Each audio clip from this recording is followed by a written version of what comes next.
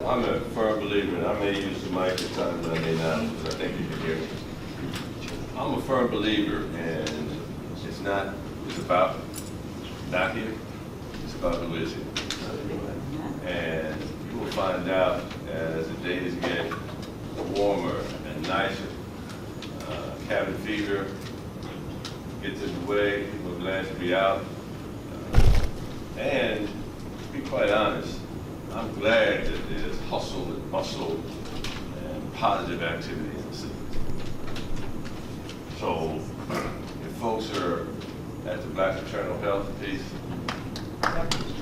if folks are at the Women Against Violence walk, if people are doing anything that are part of everyday life in the modern world that is good for Trenton and good for Mercer County, I applaud them. And trying to kick off the story today, kick off the meeting today, I wanted to share with you a brief story. And I thought it was important because we're in an era of, and I say this all the time, of unnecessary chaos. Good to see you, Barbara. Good morning. This is a story about a father who had a son who was a lot like Bishop. Yeah, a lot like Bishop. And it says that a fundraising dinner was a school that serves children with learning disabilities. The father of one of the students delivered a speech that will never be forgotten by all who attended. After extolling the school and its dedicated staff, he offered a question. When not interfered with by outside influences, everything nature does is done with perfection. If my son Shay cannot learn things as other children do, he cannot understand things as other children do, where is the natural order of things for my son? The father continued, I believe that when a child like Shay, who was mentally and physically disabled, comes into the world, an opportunity to realize true human presents itself. And it comes in the way of other people treat that child. Then he told the following story. Shay and I walked past a park where boys were playing, and Shay knew we were playing baseball. Shay asked, do you think they'll let me play? I knew that most of the boys would not want someone like Shay on their team, but as a father, I understood that if my son were allowed to play, it would give him a much needed sense of belonging and some confidence to be accepted by others in spite of his handicapes. I approached one of the boys on the field and asked, not expecting much, if Shay could play. The boy looked around for guidance and said, we're losing by 6 runs. The game is in the 8th inning. I guess he can come on our team, and we'll try to pull him into the bat in the 9th inning. Shay struggled over the team's bench, and with a broad smile, put on a team shirt. I watched with small tears in my eyes and warmth in my heart. The boys saw my joy at my son being accepted. Shay struggled over to the team's bench and said with a broad smile as he put on a team shirt, in the bottom of the 8th inning, Shay's team scored a few runs and was still behind by 3. At the top of the 9th inning, Shay put on a glove and played in the right field, even though no hit came his way. He was obviously ecstatic to be in the game and on the field, grinning from ear to ear as I waved to him from the stands. In the bottom of the 9th inning, Shay's team scored again. Now with 2 outs and the bases loaded and a potential winning run on bases, Shay was scheduled to be next on play. At this juncture, they let Shay bat and give away their chance to win the game. Surprisingly, Shay was given the bat. Everyone knew that a hit was all but impossible because Shay didn't even know how to hold the bat properly, much less connect with the ball.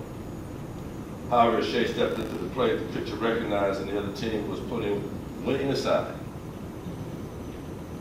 for this moment in Shay's life.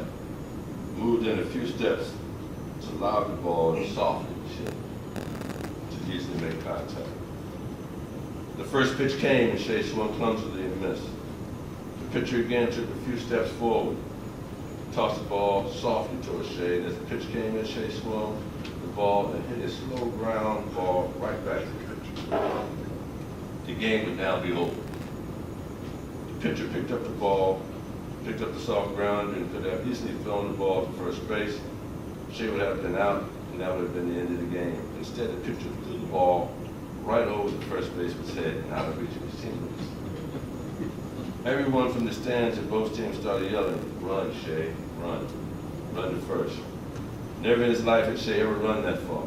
When he made it to first base, he scampered down the baseline, wide-eyed, startled, and excited. Everyone yelled, "Run to second, Shea, run to second." Catching his breath, Shea awkwardly ran toward second, gleaming and struggling to make it to the base. By the time he rounded toward second base, the right fielder had the ball. The smallest guy on their team now had his first chance to be their hero for his team. He could have thrown the ball to second base for the tag, but he understood the pitcher's intention, so he too intentionally threw the ball high over the third baseman's head. Shea ran towards third base, deliriously happy as the runners ahead of him circled the bases towards home, all screaming, "Run, Shea, all the way." Shea reached third base because the opposite shortstop ran to him by turning him in the direction of third base. He shouted, "Run to third." Shea ran to third. As Shea rounded the bases, the boys from both teams and the spectators were on their feet screaming, "Shea, run home, run home." Shea ran home, stepped onto the plate, was cheered as a hero who hit the grand slam and won a game for his team. That day, said the father, softening the tears running down his face, the boys from both teams helped bring a piece of true love and humanity into the world. Shea didn't make it another summer. He died that winter, having never forgotten being the hero and making me so happy. Coming home and seeing his mother tearfully embrace her little hero of the day. We all send thousands of jokes through emails and a second thought, but when it comes to sending messages about life's choices, people hesitate. The crude, vulgar, and often obscene pass freely through the cyberspace. The public discussion about decency is too often suppressed in our schools and our workplace. If you're thinking about forwarding this message, the chances are that you are sorting out the people in your address book who aren't the appropriate ones to receive this type of message. From the person who sent this to you, please, that we can all make a difference. We all have thousands of opportunities every single day to help realize the natural order of things. So many trivial interactions between two people present us with a choice. The wise one once said, every society is judged on how it treats its misfortune amongst them, especially our children. I say that not for Bishop. I say that for all of us, including Bishop. Because in this era of unnecessary chaos, the confusion, the nonsense, the crude and the vulgar has gotten in the way. And it's only through education, it's only through intellectual development, it's only through higher education that we seek to achieve and be more. And so today's conversation is not just about the Shakespearean thought about to be or not to be. Today's conversation is how do we be more? And so one of the things that we've done as a Capital City Area Black Caucus was to invite folks to come and talk about what that means at a level of higher education. What does diversity mean? What does the vision mean for higher education in the county? And I thought it would be, and we thought it would be a good conversation to have because one, we have a new president here in Mercer County. Two, we have a new vice president over at Ryder who is doing some unbelievable things. And once you get to know her and her history, you'll be able to say, like many of us do, we're so happy that women are 51.4% of the population. And that our responsibility as another 49.6% or 48.6% is to hold up the half of the sky that we as men are responsible for. And so I'm one of those guys like Sam, and John, and Gene, and so many others who understand, Tracy and so many others, that we have a responsibility. But today's responsibility is to learn a little bit more about what they want to do here at Mercer County Community College, what that means to the citizens of Church. At the same time, it's about what they want to do at Ryder College, and to be able to bring somebody as esteemed as Barbara Lawrence to come in and be their Vice President of DEI. So this is going to be an interesting and exciting conversation, even if we don't have thousands of people busting down the door to get in. we do have those who are concerned enough to be here this morning in the midst of a number of other activities that are going on in a very busy schedule. And so I wanted to share that. Secondarily, I have some partners in this process. And so I'm going to ask Tracy and John if you guys will come on up and join us here at the table. And Sam will eventually go over there. I'm going to ask Sam if you will come up and make some remarks. And then I'm going to ask Lucy if she can come up and make some remarks as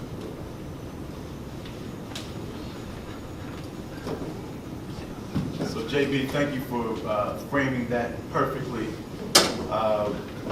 That story that John told actually is one of my favorite stories. I read it. Samuel will be 21 this upcoming year. 22, sorry.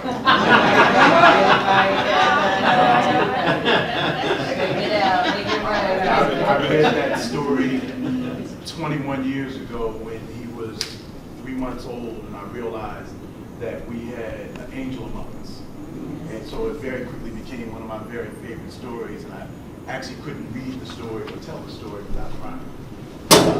There's another story that of a young man by the name of Ben Comer, who was a gentleman with cerebral palsy, very much like Samuel, who ran cross country. His mother thought that he should be on different teams and lived up in Michigan and couldn't get on any of the teams. Baseball wouldn't take him, football wouldn't take him, basketball wouldn't take him. Cross country coach said, if he can run, he can actually be on the team. The young man started in 8th grade on this particular team, and any of you know cross country, you're running through the woods and you're running over brooks and over streams and jumping over trees. And he couldn't do that, but he did it. It would take him twice as long to run the race as it took everybody else to run the race. In 9th grade, the young people began to realize that they weren't going to be able to go home until he finished the race, but they also realized that he was probably out there in the woods falling over things by himself. And so by the time he was in 9th grade, the young people began to run the race with him. They would finish their race, and then they'd rerun the race with him so that he could finish. Well, the senior year, his team was up for the state championship. The young people continued their trend of following him and rerunning the race with him. He ran his best time. His team won the state championship. But it shows the humanity of people and young people when they're educated to understand that differences are just opportunities for us to walk together and walk each other home at a different point. And so when we have this higher education talk, higher education is about exposing young people to something different. It's about helping them to understand that the things that they see every day have a how to that why it became, right? And so I'm very, very much looking forward to this particular discussion and to hearing your vision. There's never been a change in this nation that hasn't started on a college campus first. And so no matter what movement you're talking about, it's always started on a campus like this, with young people like us at one point in time. So I'm really, really looking forward to this particular discussion. Thank you so much, JB, and thank you for framing it properly. I wish you would have said that about young people in the college campus. John doesn't know, and Tracy doesn't know, and Lucy doesn't know. But when I first went to Atlanta College, I was to be a big fish in a small pond, basketball-wise. And once I got there, there were 26 students, black students out of 5,000. There were 2 faculty out of 300. So we decided, because of the national trend, Cornell, University of California, Stanford, and some others, they were having sit-ins on campus. People were doing different things. Students were making it known that they were not happy with the demographics, the numbers relative to what was going on. In our particular campus, we wanted more black students, more black educators, and courses that reflected our background and our history. Well, one night, myself and 26 other students crept along Kennard Hall, went up to the security guy who I knew and said, listen, man, not to be disrespectful, but you need to leave. He said, John, I won't do it. I said, either you leave or we're going to make you. He said, okay, I won't leave. We took over the building. We held folks hostage for more black courses, more black administrators. And I say that because that was then for what we thought was a generation of young folks who would be aware and conscious for now. So we're still going back to that era of unnecessary chaos. We're still fighting through that. And so while I'm glad I took that step then for the young people who are here now, I'm wishing that there are young people here now that understood how important public policy is, how important goals and objectives are, how important it is to have an organized mind to move forward so that you can make a difference not only in your life, but in the life of the community. But if you look at your agenda today, we're missing a number of folks. And again, that's okay with me. All right? The mayor's not here, but I'm assuming that in him not being here, he sends his love and congratulations to us. Tuska, I know, sends her love and congratulations, but she's conflicted with the maternal health conference this morning. But Lucy made a good point in here. And I think that that's because Lucy's following Nina. Nina has been here every meeting since we've been doing this for 5 years. 6 years. And so I want to, 6 years. And so I want to acknowledge Nina.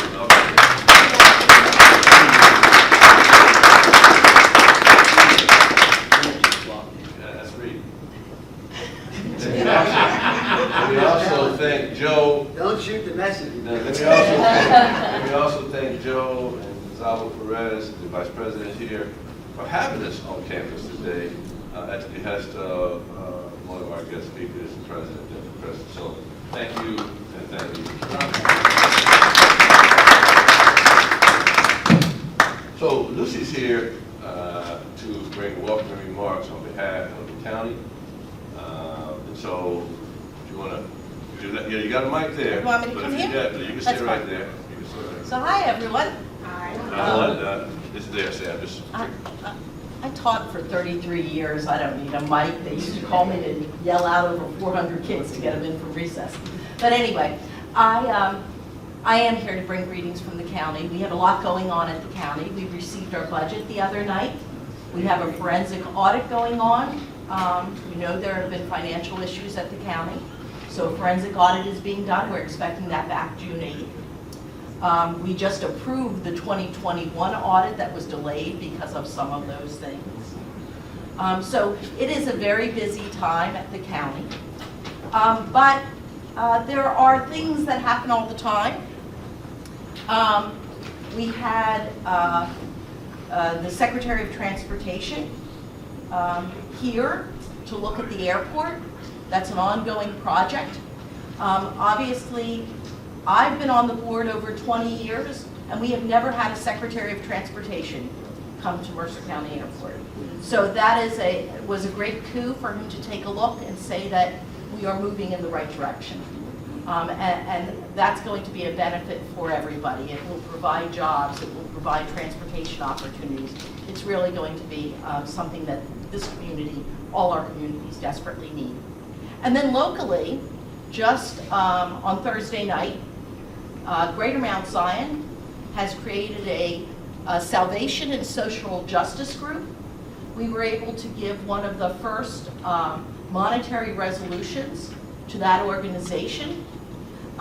You know, and what that's saying is we're looking locally to see if there are groups doing good things and standing behind those things with the money of the county.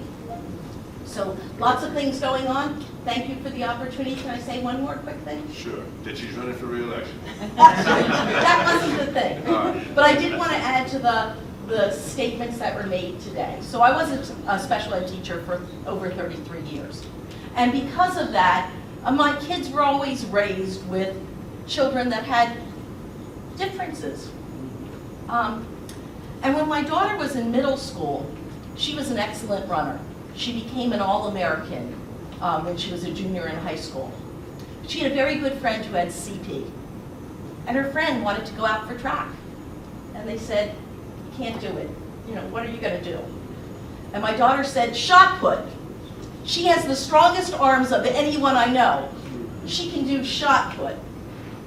Well, they set standards for her. She did shot put from the time she was in middle school to the time she graduated high school, and she earned her varsity letter in shot put.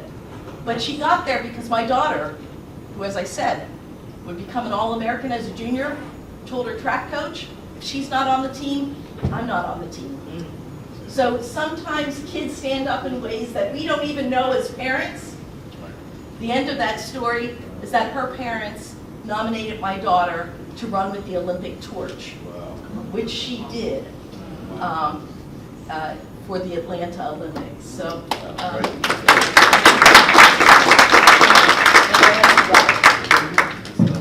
You know, John, even though you and I talked about an approach, I'm feeling a little guilty because Thursday night I was invited to an open house over in Philly at Booker's Restaurant, and I didn't make it, Jerry. I didn't make it, but there's some interesting things happening. One of the Ccabc members is a businessman who's done unbelievable stuff for us in the city. Now he has expanded his, he had a footprint, but I wanted to say that he's expanded his horizons to be more, to do more. So take a minute, Brad. I don't want you to talk about the world. Take a minute and tell me what you're doing over in Philly with Booker's Restaurant. Yes, sir.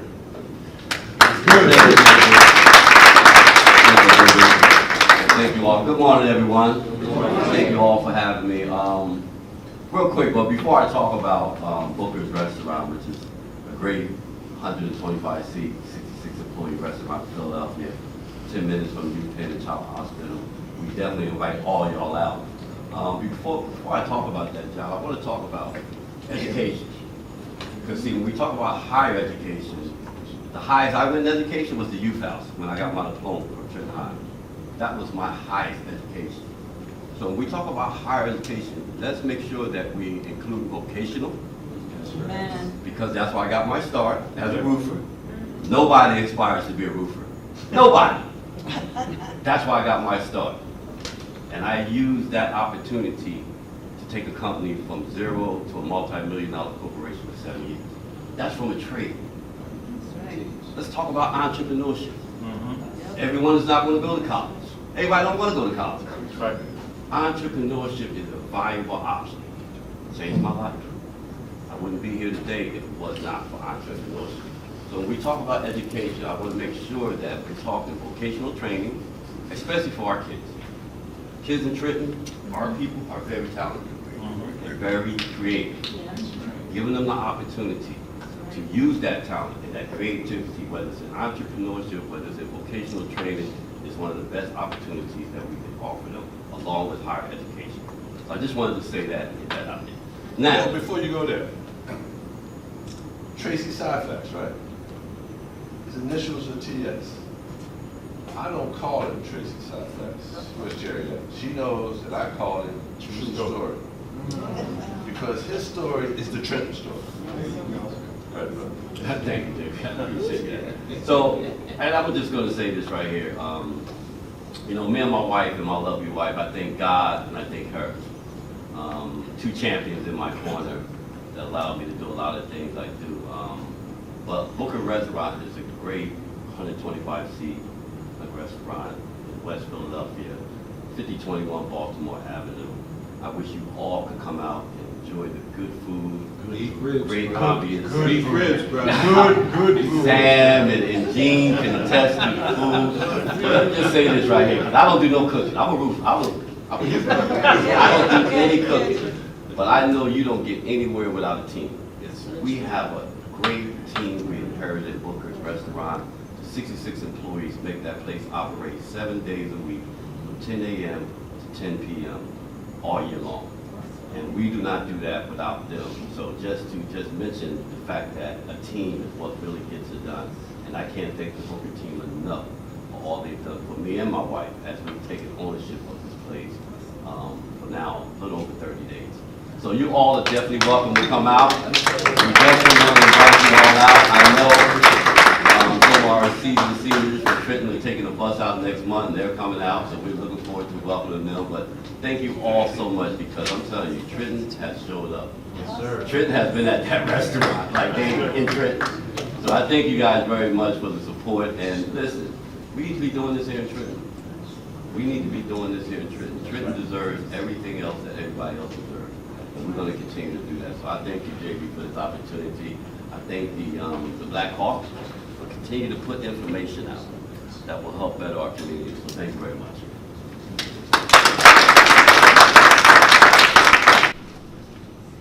It did not go past me when we asked, Sam asked the president to come down here today, we should speak today, share a vision. So 2 weeks ago, after we had got everything in place, I reached out to John and I said, you know, there's a good relation here.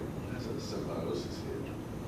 He said, man, let me tell you something. Gene is already on that. I said, well, I hadn't said what I was about to say yet. You tell me Gene is already on it. And so he says, you're going to talk about lifelong learning. We're going to talk about workforce development. We're going to talk about opportunities in small businesses enrolled at the university or the college that play. I said, yeah. He said, well, you know, JB, you're not the only one that can see on a clear day. So I said, well, thank you, good brother. Since that's not the reason I called, I called to see if you would be willing to share a little bit about black businesses from the Ccabc perspective, to talk about the African American Chamber of New Jersey, which he's the president, founder, and CEO of. And he said, with his Barry White baritone, brother, you need me, I will be there. So, Brother Harmon, we need you. Share with us what's going on at the Chamber. Share with us how you see the connection between higher ed and workforce development. Brother Gene, we're so proud of you for taking on the leadership there.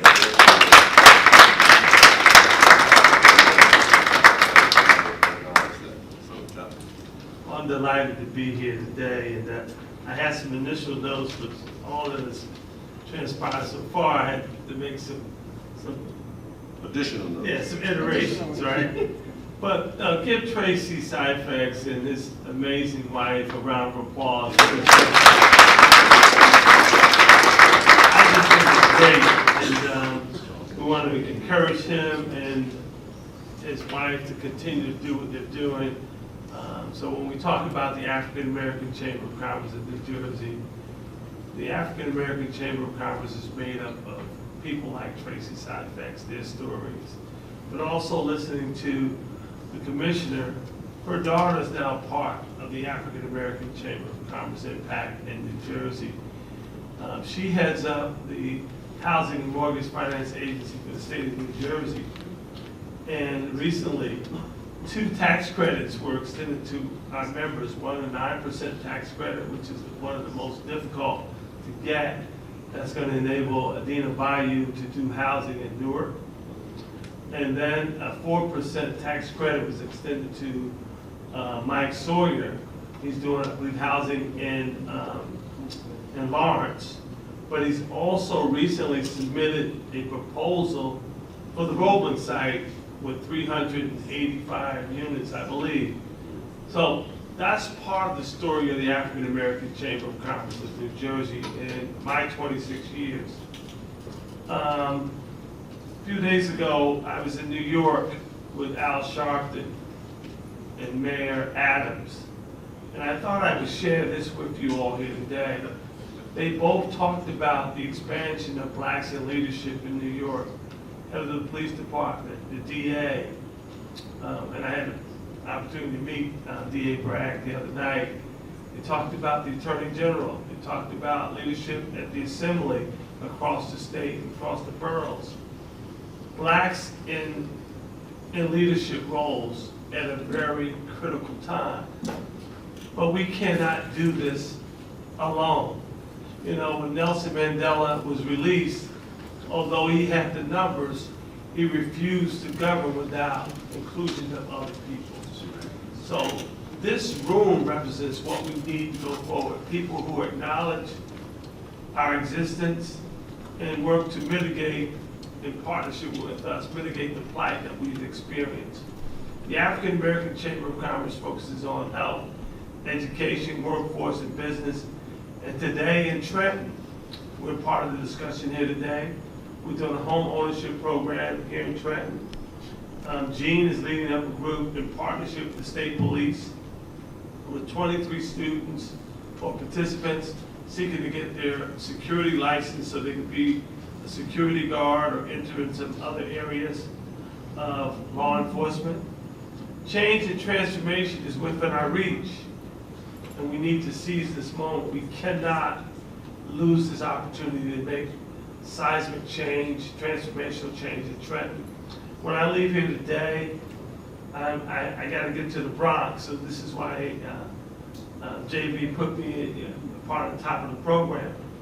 And it's Jackie Robinson Day at Yankee Stadium, and I've been invited to Bank of America.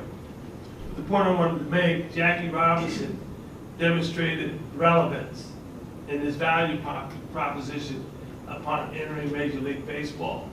This is what this engagement is about today. The African American Chamber of Commerce is about awareness, relevance, and value proposition, hoping to leverage resources, opportunities, information to make a difference.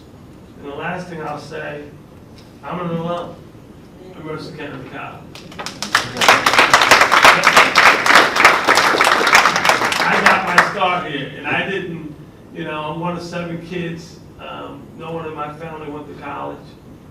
I didn't just follow the traditional route of putting in an application after graduating high school. I wanted to be an auto mechanic. But I was accosted. I was by 3 women while up here hustling and playing basketball and pool, and they said, you should be in the school. That's how I got here. Right? Good. That's how I got here. And the last thing I'll say, 3 women. Martha Baker, Martha Gunning, and Bonsil Evans. Right? They put me in the corner and said, you're here every day, you should be in school. And then Ryder, and Tracy has stories about Ryder with our mining and business program that was part of Ryder University. And at the airport, we definitely wanted to talk about that and see how we can participate. Jay, thank you for my indulgence. Thanks for the opportunity. Now I got to get to the boogie down Bronx. But thank you.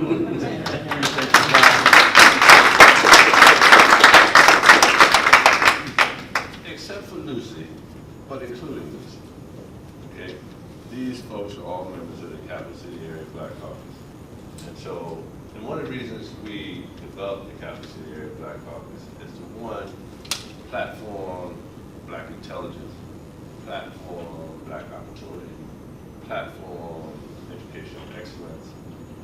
So we're about a new way of doing business. And that way is not being settlers, not having our hands out, but stepping up to be counted, because we know that success runs in our race, even if other people don't believe that. So, thank the 4 of you. Sam, please stay. But the 3 of you, thank you.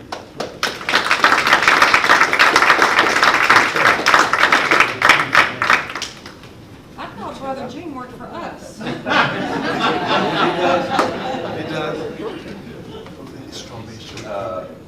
Before we get to Sam, let me just acknowledge a few folks. Corey, good to see you, bro. Yes, sir.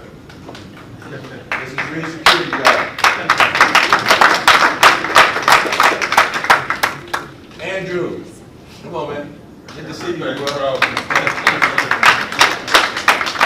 And we're going to ask the mayor the little short dude back there. He will come forward and make remarks. And look how fast he runs. But y'all need to understand, I got a lot of mayors around the country. But this is my mayor.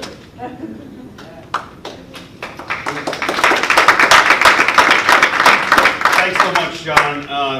John was my first campaign manager when I first got elected, so I owe a lot to him still. Sorry I'm late. Today was the opening day for the North Ward Baseball Little League, so I had my duties up there, and it's great seeing the athletic spirit and mentorship that comes along with it with the kids in the North Ward. And we have Little League in the South Ward and the West Ward.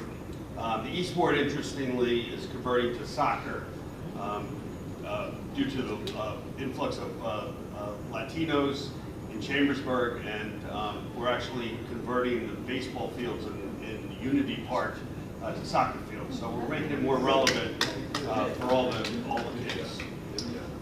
Regarding higher ed, I'm glad Dr. Debbie Preston is here. She's been fantastic so far, and this mission right here is critical to Trenton's downtown success.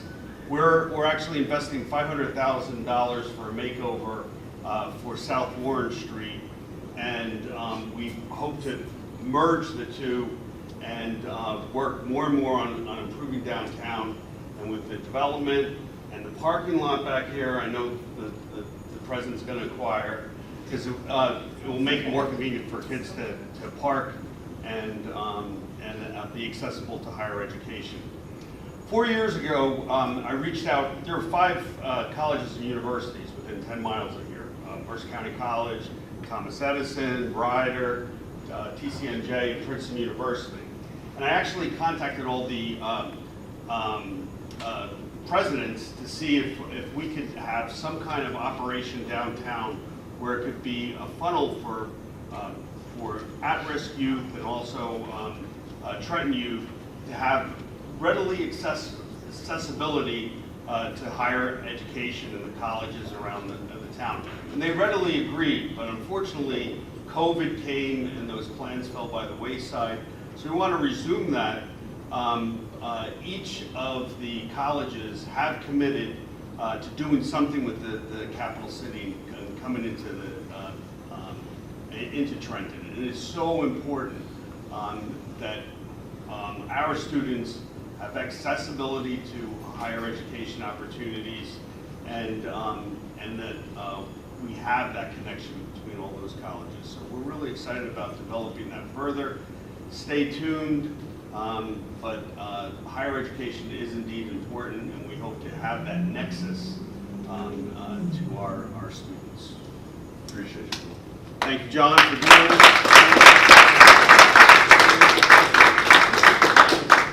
And she had a great inaugural ceremony at the colleges, and we're going to see more programs here. She's totally committed to making this campus relevant. So thanks so much, Dr. Preston. Thank you. And Brother Gene. And make sure he stays on the Board of Education. He's a pain, but he's great. He's been excellent and really improving education quality in the city of Trenton. So, Brother Gene, you've done fantastic. You notice that's why we love Reed, because even when he leaves the mic, he continues. Sam, you want to introduce the president? So, Mercer County Community College has had several presidents over the years. You need me to use that? Forget the mic. Don't forget the mic. I'm good. I'm good. Thank you. We've had some wonderful presidents over the years. I've seen 3 of them. And Dr. Debbie Preston is a different breed when it comes to college presidents. I've been part of the interview process for 2 of the college presidents, she being the second. And I was in her interview, And I could tell the type of energy that she brought. She was a homegirl, but a homegirl who understood not only that we needed higher education to lead the way, but we needed to lead higher education with an equity lens. Right? She talked about that in her interview process. And that was a long day because you had the community, elected officials, early morning, faculty that afternoon, and then another group right after that. And so that was a long day, but I heard that she kept that same energy, as the young people say, keep that same energy throughout the day. I'm so proud because as commissioners, we run all around the county, and we're at a lot of different events. But I'm so proud to know that she didn't just take the job and say, I'm the president of the college. She took the job and said, I'm going to make sure that I'm steeped and engaged in the community. And so every place that we go, we see Dr. Debbie present. And so that's the type of, for a community college, for every college you really should have, but in particular for a community college, you need to have someone that understands the community, that is engaged with the community. We left one event on MLK Day, and then we ran over here to their MLK Day, and she was here too, right? And allowing her staff to do what they do. Stacy's in the back, who was running that particular program. Dr. Preston is the real deal, and we are blessed to have her here at Mercer County Community College.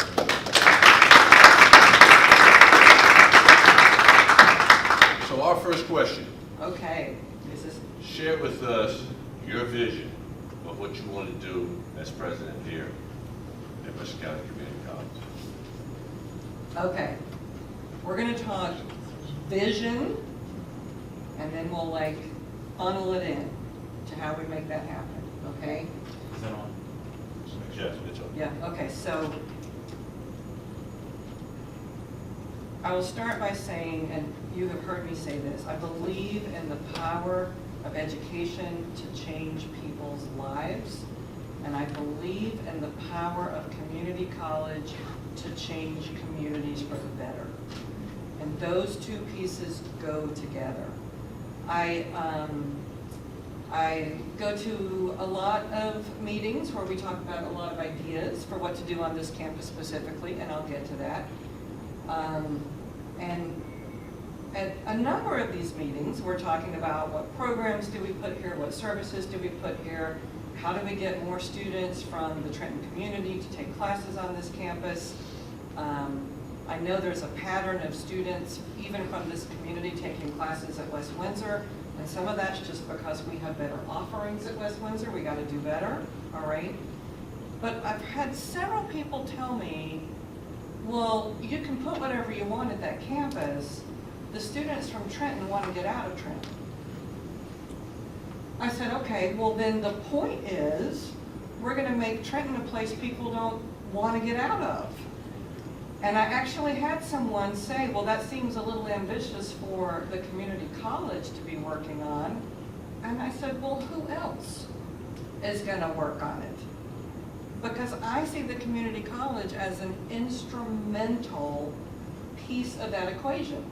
And we've all heard that thing, if you're not part of the solution, you're part of the problem. Well, what does that mean? That means even if you're just minding your own business, you're still part of the problem. We're not going to mind our own business. We are going to work with this community to do what needs to be done. Because my vision, honestly, and I don't stay in my lane, is a vibrant, revitalized Trenton. And then my job as the president of Mercer County Community College is to say, how can we be part of that solution? Because I'm going to be real, we haven't done enough. And I was joking when I said, you know, I thought Brother Gene worked for us. That's because the education program that is managed by the African American Chamber of Commerce, there's a lot of stuff, frankly, we should have been doing. I'm so happy that they're doing it. So happy, because it needs to be done. But we need to help. We need to be part of that solution. So getting a little more specific, vision for the campus, and that's all great big talk. Okay, well, what does that mean? What are we gonna do? When I got here, roughly 10 months ago now, I was puzzled. I was like, here's this campus in Trenton. We're not doing much. Seems like, and no offense to the people who work at this campus, because they were doing everything they could and were allowed to do. Let's just be real, okay? Great people here working hard. But I was like, it just seems like we could be doing so much more. Like, what am I missing? What am I missing? So I started immediately meeting with anyone in the community who would meet with me. And I just have to say that this community has been so kind and welcoming to me and so willing to give me a chance and to have honest conversations about what this community needs. Here's what I found out though. There's not really a consensus yet. There's a lot of really good ideas out there about what this campus needs to do, what direction we need to go, what we should focus on, how we should prioritize. So I'm like, I don't want to run off in one direction only to find out that, 2/3 of the community doesn't support that direction. I don't want to run off in this direction and create a bunch of programs for students and then find out there aren't really jobs in that area. Or I don't want to run off. And so I decided, and this is hard for me because I'm a very impatient person, like I like to get it done. All right, Debbie, step back. So what I decided we had to do, and some of you heard me talk about this too, is that we needed a visioning project for this campus. And what I meant by that is that we need to do some significant information gathering, synthesis, and strategy work. And that includes everything from looking at demographic trends, looking at labor market trends, hearing the community, what they care about, what they want to see happen, looking at all the plans for development of this area. There are city plans, there are lots of private developers circling around. I've had people, they bring out these big architectural drawings, right? And the college is somewhere in these different drawings, you know what I'm saying? And sometimes they have us expanding that way, and sometimes they have us expanding that way, and sometimes they have us expanding that way. And I'm like, wow, we can't expand everywhere at once. And we need part of that study to be what have we tried that hasn't worked? What hasn't it worked? What are other organizations doing, like ISLES, like Brother G? What are they doing that is working, that we could be supporting, complementing, helping with? So I knew I needed this, and I knew I didn't have capacity internally to do it. So I had a mentor once who told me, state your dream, state your dream, state your dream. I don't know where that comes from, but I just started going around telling people, yeah, I want to do this visioning project, but I don't have any money for it. I don't know how I'm going to get it done. I just went around, just anybody who'd listen, I'm just telling them. So as it would turn out, I got 2 offers in 1 week. I've been saying this for months, right? Word's getting around.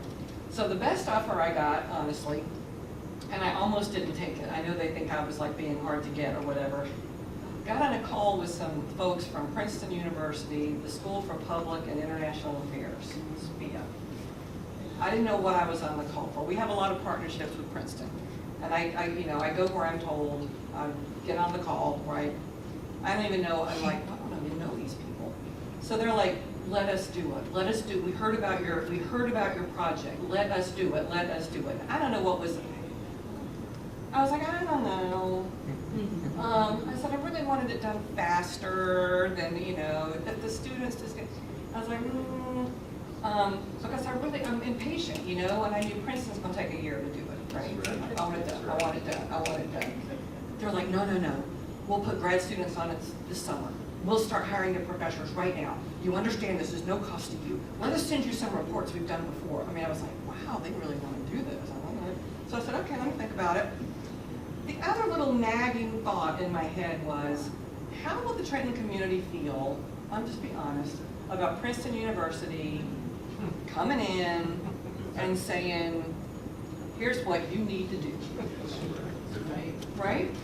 So I was a little nervous about that, so I started asking people in the Trenton community, people I knew, people I could talk to, faith leaders, and everyone I talked to said, yeah, but if Princeton University wants to throw money at you, you should probably just catch it. I'm paraphrasing a little bit. So I did some soul searching, and we said yes. Because I do think, and I've worked with Princeton University in my previous job at Raritan with their prison education program. I do know that Princeton University cares about social justice. I think they just have struggled with how to actualize that. Do you know what I'm saying? Like they care, but they haven't known what to do about it. And I feel like this is really an opportunity through the college to get them really invested in the community and really understanding, because they'll be learning with us, you know, what can really make a difference in this community. So part of me is like, I don't know what we're doing yet, we're trying to figure it out, but it's because I want to do the right thing, not just anything. And I'm going to say one more thing, just because the airport's been brought up twice. I'm just going to give you an example of the kind of stuff I'm trying to work on, okay? So, you know, we have an aviation program. Students take their classroom courses here, and then they go to the airport and they do their flight hours with Infinity Flight Group. It's a corporate partnership. That program is a 3-year program that students graduate with their pilot license. The major airlines, they have a pilot shortage, you understand. Yes, they do. Will pay a $100,000 signing bonus and a minimum $100,000 a year to come work with them. I'm talking about major airlines. Entry level. Major airlines. So, I'm thinking about this. And I'm thinking, you know what? You can teach the classroom part anywhere. We'll take those flight simulators that are sitting at West Windsor, we'll bring them down to Trenton. We'll do the entry-level classes here. I said to the faculty, I said, now I'm not trying to make it seem like the flight simulators are a video game, but you know, could they maybe get somebody interested in being a pilot? And she's like, that's a great, yes, they could. So I'm getting all excited about this idea, bringing the flight simulators down. We've already got over 100 students in here. A lot of them are ex-military, that's they're using VA benefits to get, I'm like, well, they're not gonna be all scared to come down to Trenton campus, pardon me. So I was like, we'll just do that. So I'm getting all excited, and then the reality dawns on me. That program costs $75,000 for 3 years. $75,000. Most of that's fees. It's not going to Mercer. It's going to pay for all those flight hours because our partners have to own like 60 Cessnas to make this work. And we don't want to own Cessnas, believe me. No, you don't. Right? So, for a veteran, the VA will pay those fees free. Okay, so yeah. If you're a middle, upper income person, you can borrow that money because you know you're getting $100,000 signing bonus at the end of the 3 years. That's a no-brainer. If you're from a lower income family, how are you supposed to come up with $75,000? So I'm like, I'm not bringing a program down here, getting everybody all excited about it, and then saying, oh, by the way, it's a $75,000 program, because that's not right. But I have not, I'm still bringing that program down here. But this is the thing, I'm not bringing it down until I figure out, can you imagine 20, 25 young men and women from Trenton High School in this program every year? Every year for the next 10 years. It'll make a difference. And the airlines have realized that you don't have, they have a pilot shortage, they have a female pilot shortage, and they have a pilots of color shortage. I'm like, I can help you out, but I need some money. Teach. I need some money to do it, right? But this is the kind of thing that, and the airlines have realized in the midst of this shortage, that they can't recruit the pilots and then say, oh yeah, but you gotta go live in Atlanta. Oh yeah, you gotta go live in wherever.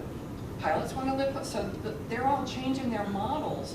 People can stay in Trenton and be pilots for American Airlines, for United, for Frontier. So that's just one example of an opportunity that's just right there, you know? So I'm stating my dream. I'm going around. I met with the the Commissioner of Labor. I met with the foundation. Anybody who'll listen to me, the dream I'm stating now is I need money to put 10 students a year for a pilot program. I'm just going around saying it. Somebody's going to find it, I think, eventually. So that's the kind of thing we're working on. We've got other ideas, but we're also waiting a little bit on this, especially in terms of our physical plan and where do we expand and what do we add. We're waiting a little bit on our study to happen, and there'll be opportunities for the community to participate. I made it very clear that we're not interested if the community voice isn't a part of this study. So that's the long answer, but am I done? Yes. See, the man's honest with me. You've used your time. Well, I'm honest with everybody. You've used your time. Let's give the president a very nice.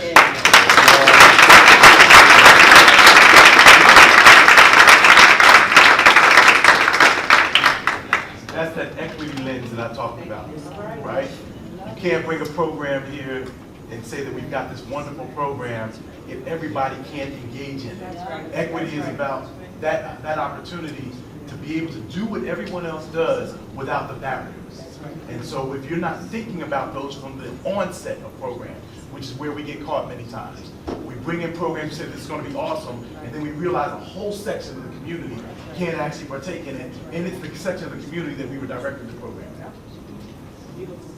You know, and you're going to hear from him later, but when we close up.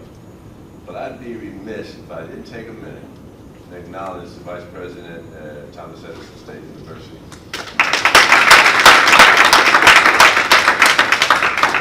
Who suggested that while we didn't reach you this time in an appropriate time frame, this is not the first time or the last time we're going to do this. So we'll have multiple opportunities to engage Thomas Edison because there's a historical relationship between the African American community and not only at Mercer County, but at Thomas Edison. That's right. And Dr. Hancock is at the Black maternity.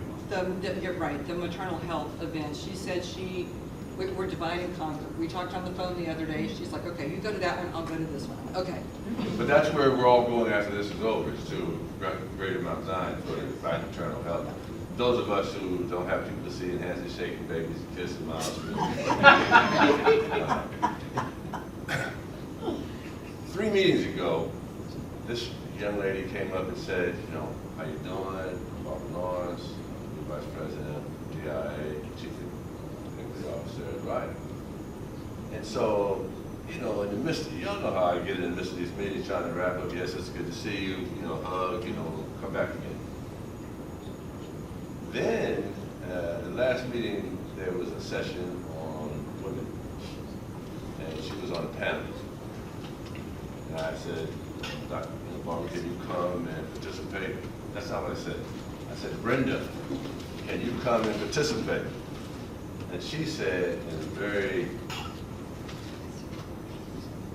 very inspiring conversation that started with, my name is not Brenda, my name is Barbara. Okay, and then I apologized. And then she began to tell me a little bit about who she was and what she did. I can't tell you all the stuff that this sister does. Mm-hmm. I can't tell you all the things that are in her background. But I can tell you this. She has been blessed. Ryder has been blessed. Mm-hmm. Her background and expertise makes her more than prepared to be the Vice President of Diversity, Equity, and Inclusion and their Chief Equity Officer. She comes from where Mom and them wanted all of us to come from. Mm-hmm. She comes from that place where if you work hard, you do the right thing, good things will happen to you. And so I'm going to let her tell you a little bit about who she is and her background. But I think it's important for y'all to know Barbara Lawrence, who many of us in this county will know. If Ryder doesn't watch it, Mercer County's gonna steal it. Somebody's gonna steal it. Because, and Princeton won't steal it, all right? Because you said some good things about Princeton, but let me just take this, and they're not here so I can talk good or bad about it. My wife went to Princeton, so I know the university. I grew up in Princeton. I know the university well.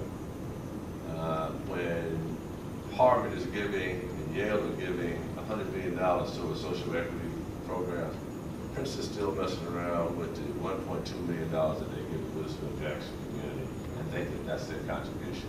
No, it's not. By taking down Woodrow Wilson's statue or changing the name on a building, that doesn't change anything. You can be apologetic, but you still have to be accountable in 2023. That's right. And so Princeton's got a long way to go. And all of us, can help Princeton because we got Duncan up there, we got a few other people up there. So we need to help Princeton and bring them into a reality that as Mercer County goes, as Ryder goes, as College of New Jersey goes, as who else? Thomas Edison goes, Princeton goes. Princeton goes. And they're going to need that connectivity. When my wife was there, black folks from Trenton came up every day to work in the kitchen. That mindset needs to change. Black folks who come to Princeton now need to be going to class, being in the university system, understanding that they can make a significant difference once they come out of it. The Ivy League education is a good education because it teaches you how to stay up late and get up early. And so I encourage that. But I'm not talking about Princeton now, I'm talking about the lovely lady who has come forward to share with us about what's going on at Ryder College. And I'm gonna be honest. I really wanted to hear what Deborah's vision was, but I'm really looking forward to hearing what Barbara's bringing to DEI at Ryder College because of what the women who were at the last meeting said about her. I said, well, how did the meeting go? They said, everybody did well. There was a sister on the panel who told it like it was. It was a bad, we have a tendency to talk local, colloquial, right? And she said, she's a bad girl. She's a bad girl. And so I don't usually call women girls, but this was somebody else's interpretation of her. And so ladies and gentlemen, I want to introduce y'all to this bad girl who happens to be an outstanding woman leader at Ryder University. So, Barbara, it's all yours.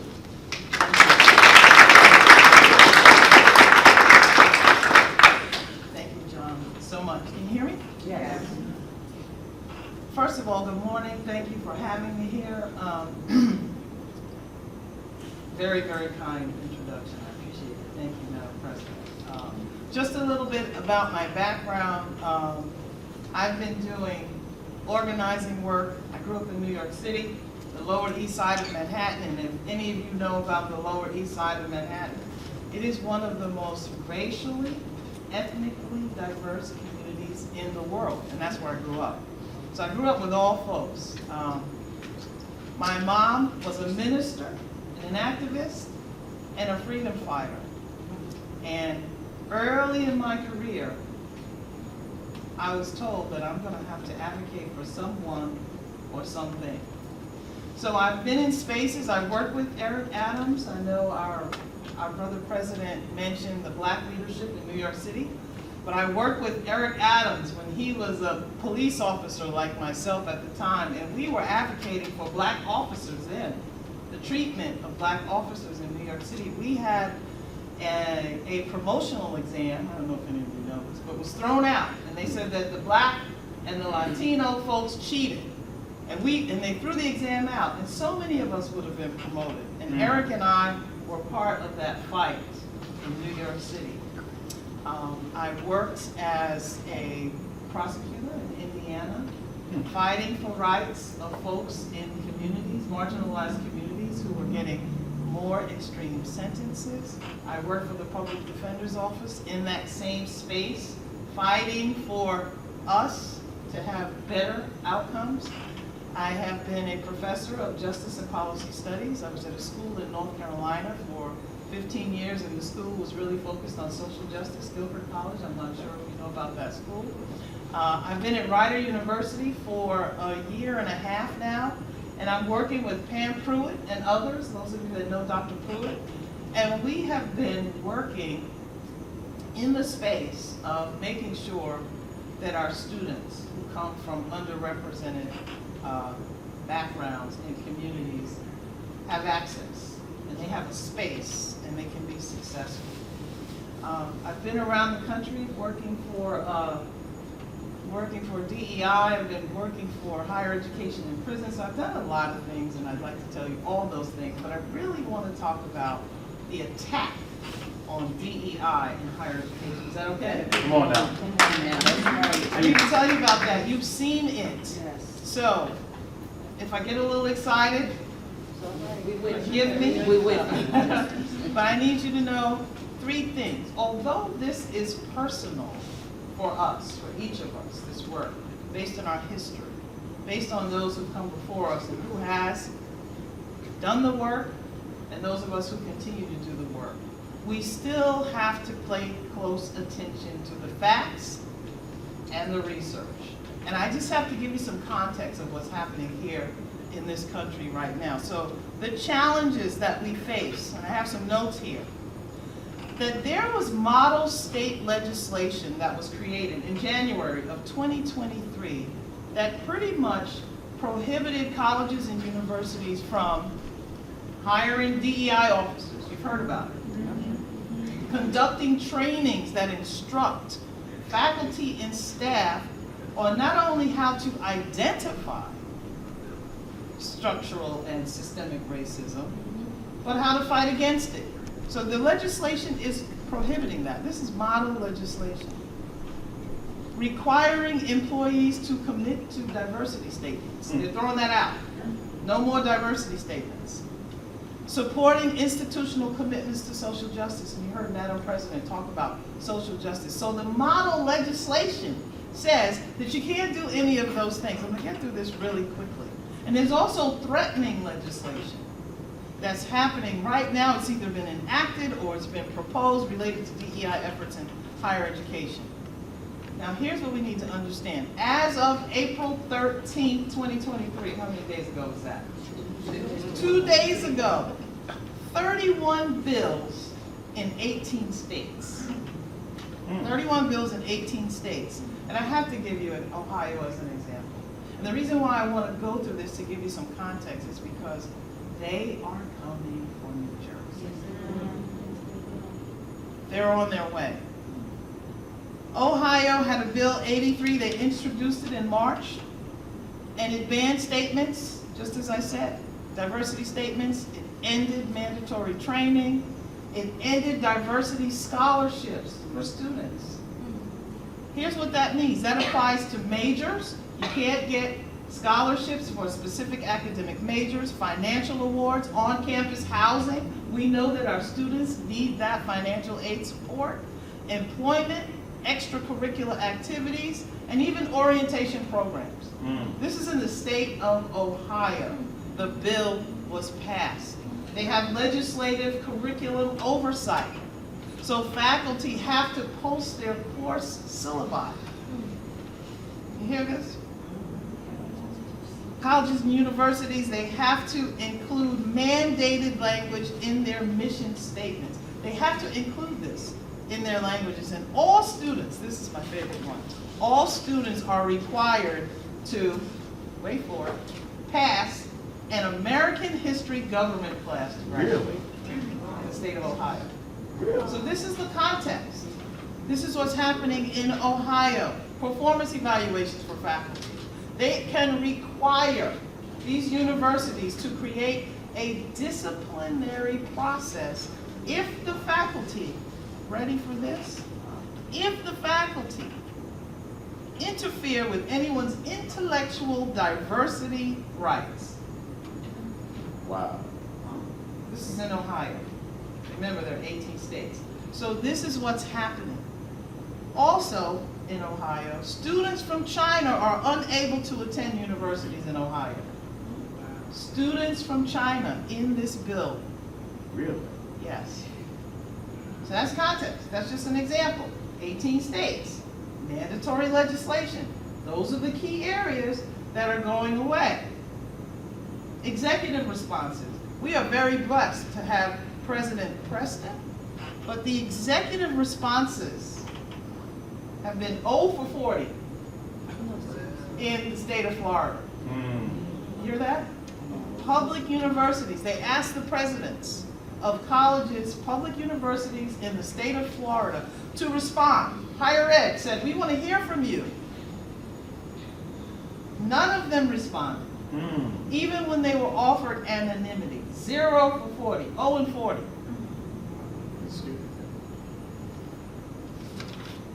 Now here are the facts.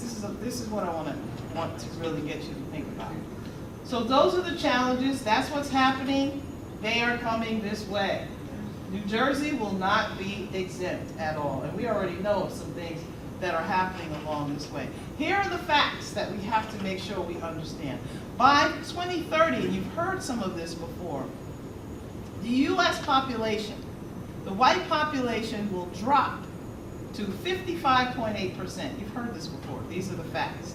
Latino, Latina, Latinx, Latine will increase to 21.1%.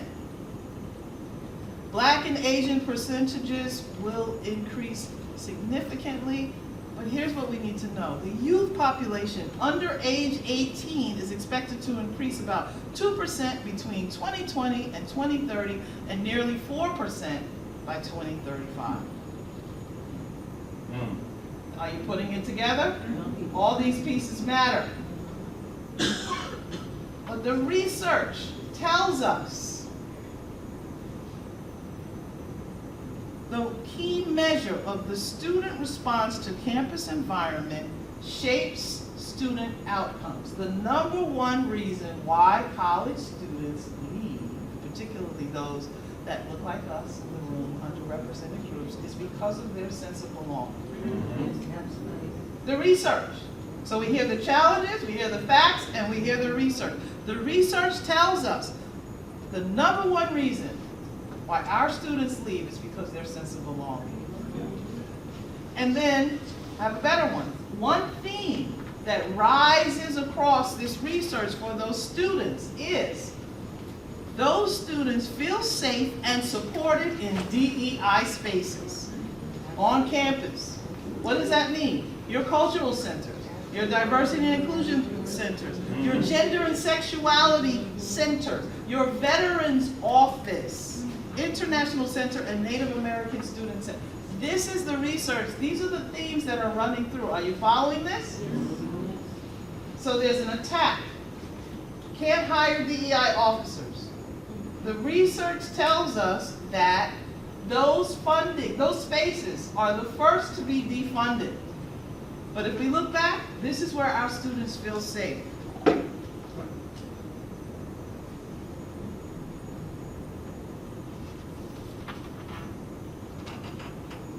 We talked earlier about, I heard folks on the panel talk about how we can be successful. We talked about higher education. Not all of our students are going to college, so there's vocational skills. When we look at what's happening around the country, and we understand that there's an increase in access, finally, access and equity to higher education, and we know how that enhances movement out of poverty, we know that. Now we see an attack. This is similar to what was happening in the 1970s. When I see John and I see his hat, it reminds me, the 1619 Project reminds us of the work our ancestors were doing so that we can have access and equity. Come on. Amen. Teach. So what do we need to do? We've already started. Myself, the DEI officer at Mercer Community College, TC&J, if you know Brother James Felton and his work, we are trying to come together as CDOs in these colleges to make sure that we are standing in solidarity. We are fighting for more resources, and some of us are struggling. Ryder is in that space of financial challenge. But we need to make sure that these spaces, that this data, this research is telling us, these are the spaces that allow our students to feel safe. That's right. On campus, allow them to thrive. The other side of the facts are 80%, we've seen an 80% increase in hate crimes on college campuses. You with me? That's right. So let's put this together, because all these pieces matter. 80% increase in hate crimes on college campuses. 3 areas: race, sexual identity, and religion.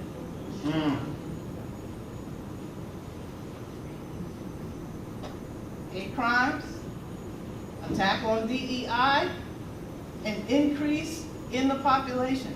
What does it all mean when we look at the other data?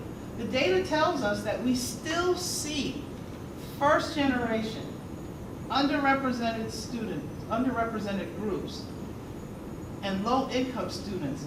Their persistence rates, that means that they will continue and see the program out, are still low.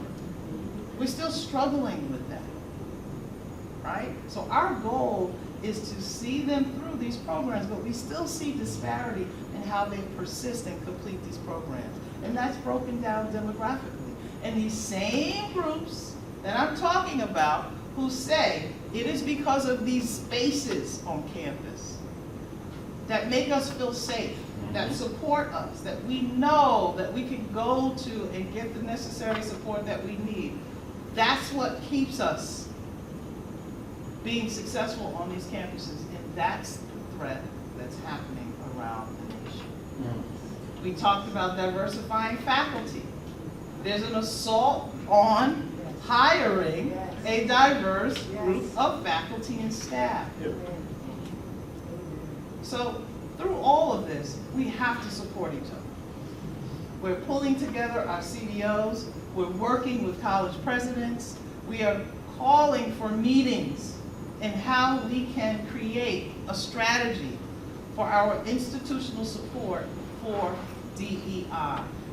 And I don't know if any of you know any college students personally that have shared with you some unpleasant experiences and how that impacted you and how very real that was, and you took it personally like I have and I continue to do. We still have to make sure that we know what the facts are, we know what the research says, and that we can continue to pull together. So I'm happy to be here with you in this work. I look forward to working with Dr. Preston, Sam, and John, and all of you that are doing work. Every interaction matters, and please know that all of our young people, all they need, I shouldn't say all they need, they primarily need love. They need to know that we care for them. They need to know that we are here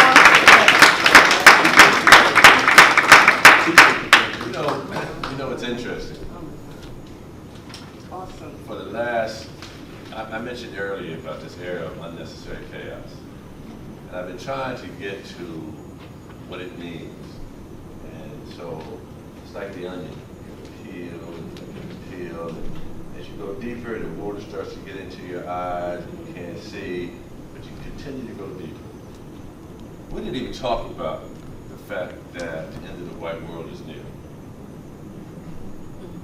That's right.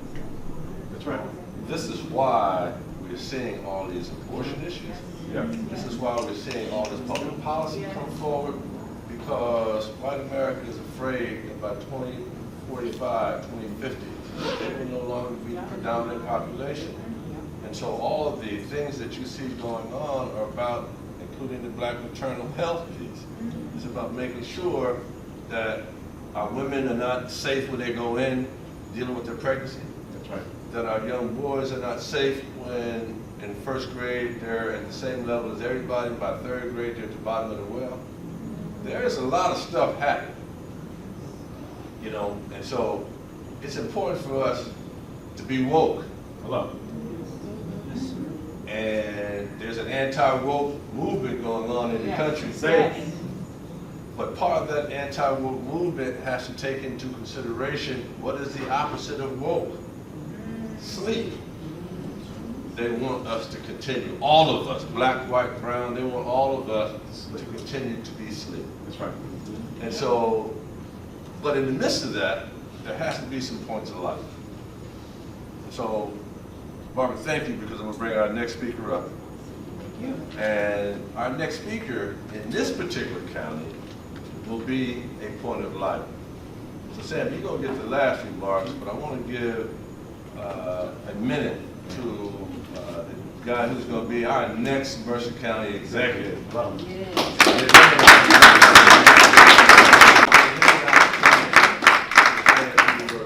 you so much. Good to see you. I gotta tell you, it was great just being here. I've been talking with Dr. Preston and our president, and I gotta tell you how excited I am. There's so many new things happening in our communities, but the chance to now tie it all together, that's where our county government goes. The fact that you have so many of our commissioners, our council members here from the capital city, we're tying that thread together. I love seeing I have my Henry J. Austin board family here too, because that's what it's all about. We talk about love. In fact, many of you heard when we were at Mount Zion, one of my first speeches was about, do we want a county of love that respects and understands not only where we were, but where we're going? And that's what I promised when I put my name in to do this. I know that wasn't an easy change for some, but change is where we get to where we want to go.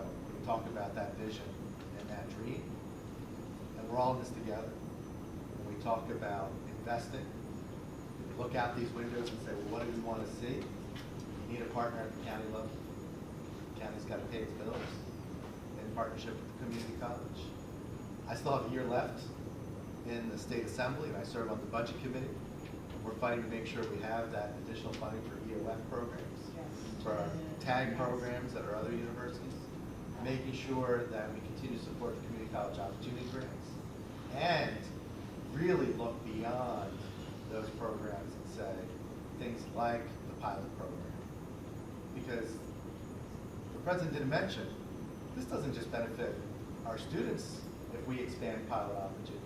This benefits the whole state of New Jersey. That's right. Because within 8 years, the income taxes those jobs generate pay for the program itself.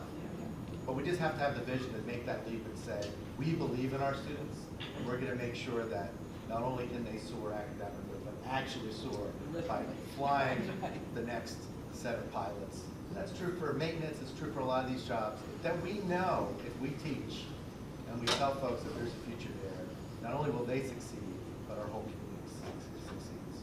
So I'm always trying to be brief. I want to thank John for the opportunity. I know Sam's going to close us out, but I just want to say again how excited and how privileged I feel to be a part of the folks here in this room, knowing that we're making changes for the betterment, not only for our capital city, but our entire capital county. Thank you so much.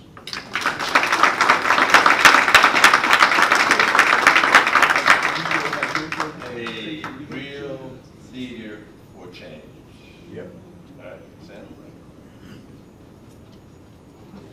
We're not going to have, it says on our program, community comments from attendees. What I'm going to do is let Sam make the last remarks, and then Dr. Preston and Barbara Lawrence are here. Get up close and personal and maybe get to know them a little bit personally, because one of the things I find out is that when we have the Q&A, sometimes, not this group, but I've been in Q&A groups where the speakers are highly sharp, sharing a lot of information. And so the question is, I want to show my question is more important than the speaker's ability to answer. And so I try to stay away from that, but I do like to create that up close and personal, so you begin to share business cards and get to know people by name and things of that sort. And then I think I'd be remiss if I didn't acknowledge one of the community jewels here in the town. And you think I'm talking about you, but I'm not. But she is a community jewel. Would y'all please? Councilwoman Johnson.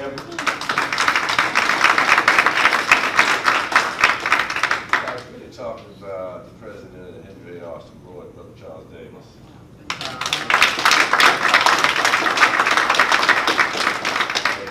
A community jewel, along with Ben Smith and some of the others of you here.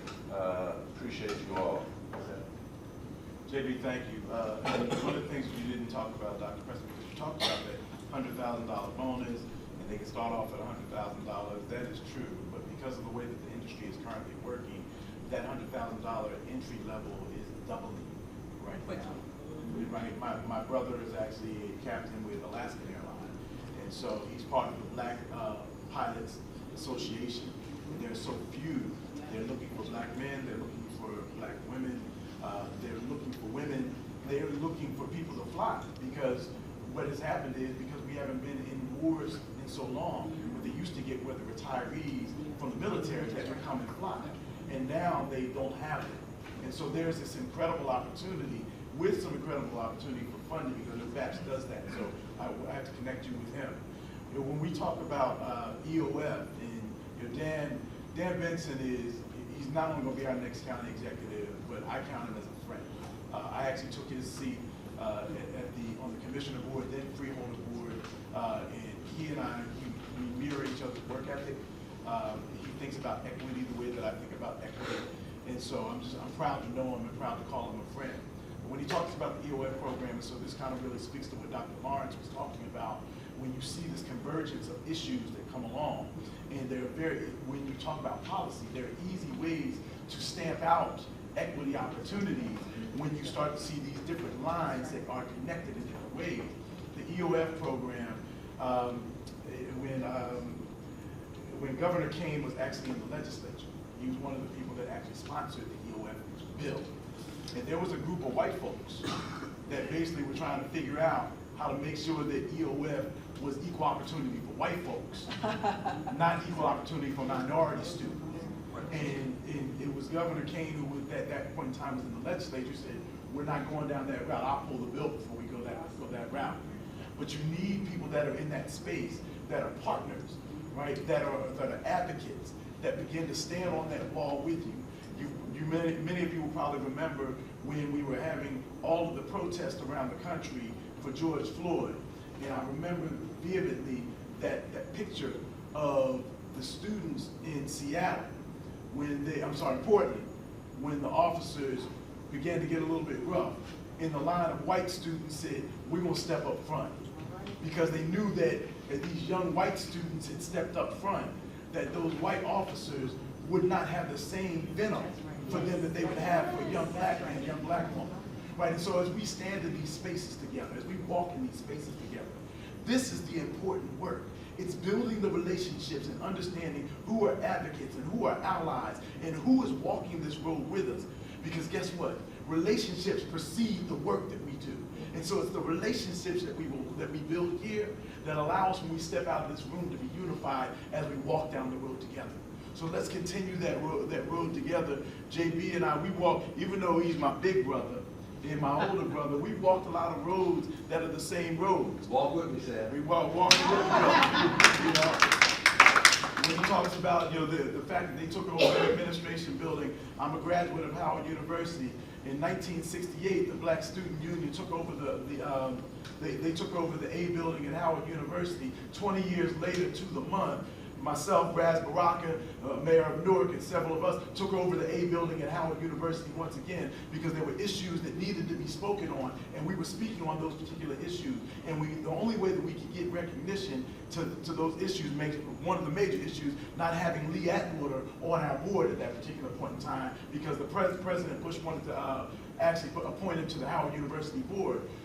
We had took over that A building because we knew that we had to gain the recognition of people to know that we were not playing about that issue. But there were other advocates and allies who took over that building with us. Are you an advocate? Are you an ally? And are you running this road and walking this road with us? So we're going to continue to do this. Appreciate you, brother, for flying in from Denver and doing this with us every month, man. We love you and we appreciate you. But we love and appreciate you for the work that you all do with us. Okay, so 3 quick announcements. Number 1.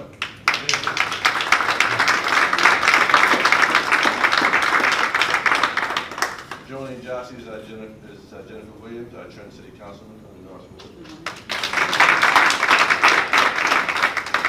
Secondly, on June 15th, Bishop is graduating, and so we need and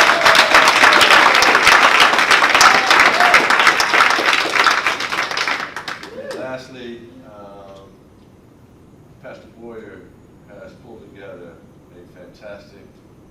session on Black maternal health. I would like to encourage all of you, if you have a few minutes, to stop by. It's right up here on Pennington Avenue, 42 Pennington Avenue, I right around. would like to encourage you all to stop by and see what's going on. And lastly, Zal, you, Deborah, Stace, all the folks from Metro Joe, all the folks from Mercer County who invited us here, thank you for the hospitality. Thank you for the community outreach. Thank you for creating this campus community collaboration today and allowing us to be a part of it. Barbara, thank you so much for coming. My man, thank you for videoing this and making sure that all of those who couldn't be here had an opportunity. And lastly, the way I end most meetings, in the words of the old Negro spiritual, see y'all soon now. Councilwoman Feliciano had an outstanding event last night. She was just now getting over that, but we're glad that she made it here to meet us this morning. Much love, girl. Thank you. Okay. Everybody enjoy the rest of your day. See you again soon.